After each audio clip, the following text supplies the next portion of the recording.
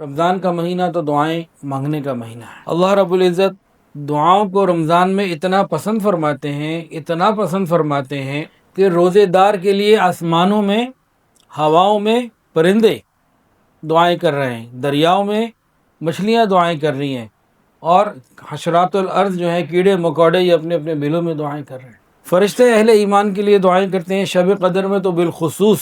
کاش اہل ایمان بھی دعا مانگنے کے لیے تیار ہو جائیں اور دعا مانگنے والے بن جائیں۔ اب ہم رمضان میں کیا کیا مانگیں، کیسے کیسے مانگیں اور کتنا مانگیں؟ اس وقت کے حالات میں جو جنگیں چل رہی ہیں، ایک دعا ہے اللہم انا نجعلک فی نحورہم ونعوذ بک من شرورہم۔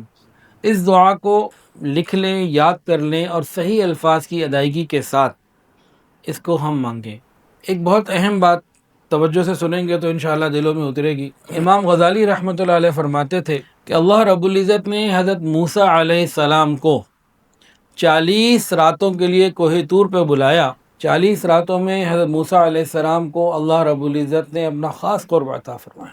وہ نبی ہیں اور ان کا معاملہ تو پوری یعنی کہ بہترین اور جدا ہے، اس کا ہمارا کوئی مقابلہ ہو نہیں سکتا، لیکن سمجھانے کے لیے بتایا کہ اے امت محمدیہ، اللہ رب العزت کی رحمت تمہارے اوپر اتنی زیادہ ہے کہ رمضان میں 20 تراویح میں 40 سجدے، یہ ہر رمضان کی رات میں تمہارے لیے 40 قرب کے مواقع ہیں۔